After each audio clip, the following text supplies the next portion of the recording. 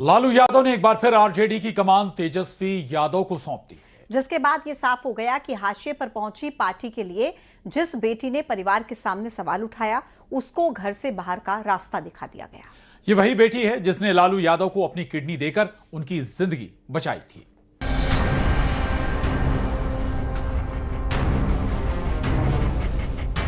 पटना में आरजेडी की समीक्षा बैठक के बाद ये साफ हो गया है कि पार्टी तेजस्वी के नेतृत्व में ही आगे बढ़ेगी। ये तो हुई सीधी सीधी बात, लेकिन बिहार चुनाव में फ्लॉप शो दिखाने वाली आरजेडी से जुड़े इस फैसले की इनसाइड स्टोरी कुछ और ही है, क्योंकि इस फैसले ने तेजस्वी के खिलाफ खड़ी उनकी बहन रोहिणी आचार्य को पार्टी से बाहर का रास्ता दिखाए जाने का संकेत दिया।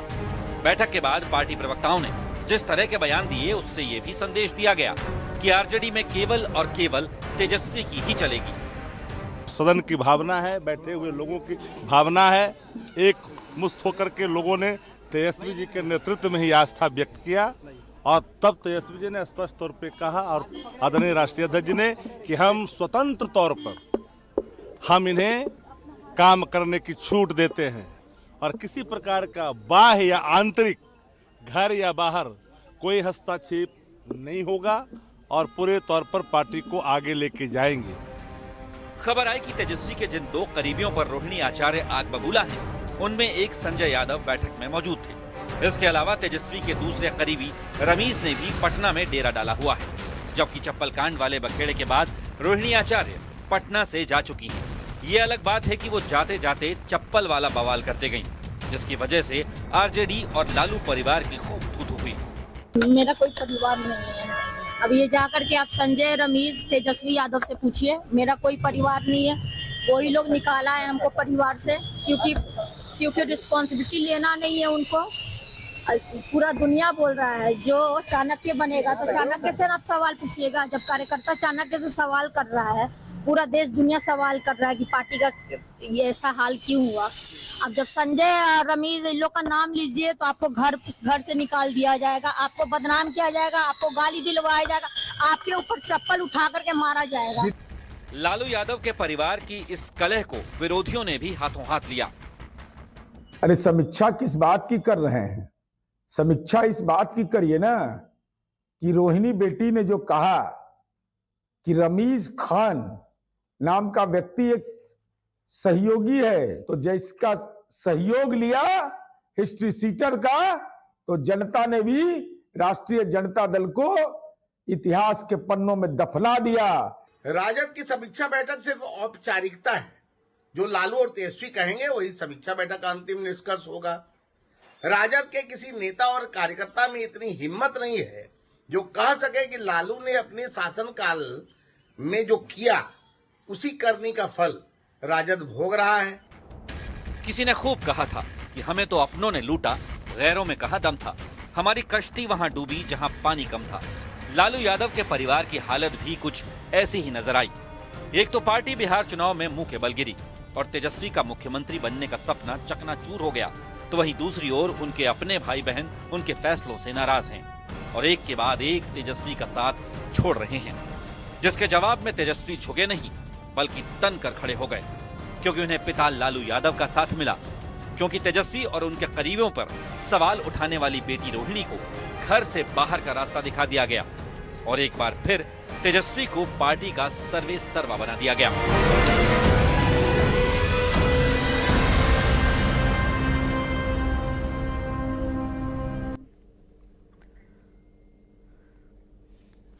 मुंबई बीएमसी चुनाव से पहले महाविकास अघाड़ी में जोरदार घमासान छिड़ गया।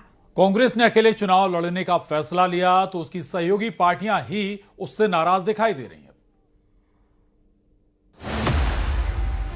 महाराष्ट्र में महाविकास अघाड़ी में घमासान। बीएमसी चुनाव में कांग्रेस ने किया अलग लड़ने का फैसला।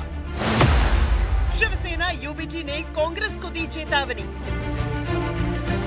बिहार चुनाव में कांग्रेस और उसके सहयोगियों की करारी हार के बाद अब उसका राजनीतिक असर महाराष्ट्र की राजनीति में दिख रहा है। मुंबई में होने वाले बीएमसी चुनाव से पहले कांग्रेस के अकेले लड़ने के ऐलान ने महाविकास अघाड़ी में सीधा घमासान छेड़ दिया है। बीएमसी चुनाव को लेकर महाविकास अघाड़ी में तनातनी। मुंबई बीएमसी चुनाव से पहले कांग्रेस ने बड़ा ऐलान किया है कि वो बीएमसी चुनाव अकेले लड़ेगी। पार्टी के इसी फैसले ने महाराष्ट्र में महाविकास आघाड़ी की एकता पर सवाल खड़े कर दिए हैं। बिहार में महागठबंधन की हार के बाद कांग्रेस के इस फैसले ने सहयोगी पार्टियों को नाराज कर दिया है। शिवसेना उद्धव ठाकरे गुट ने इस पर खुलकर नाराजगी जताई है। सामना ने अपने संपादकीय में कांग्रेस पर तंज कसते हुए लिखा है कि कांग्रेस हर बार ये दिखाने की कोशिश करती है कि वो राष्ट्रीय पार्टी है। बिहार चुनाव में तो कोई राज ठाकरे फैक्टर नहीं था, तब कांग्रेस वहां क्यों नहीं चल पाई। कांग्रेस ने अपने फैसले का बचाव करते हुए कहा कि बीएमसी चुनाव स्थानीय चुनाव होते हैं और ये फैसला कार्यकर्ताओं की मांग पर लिया गया है। बहुत सारी जगह पे हमारे लोकल लोगों ने जो महाविकास आघाड़ी में बहुत सारे दलों के साथ गठबंधन करके अपने स्थानीय स्तर पर चुनाव लड़ रहे हैं।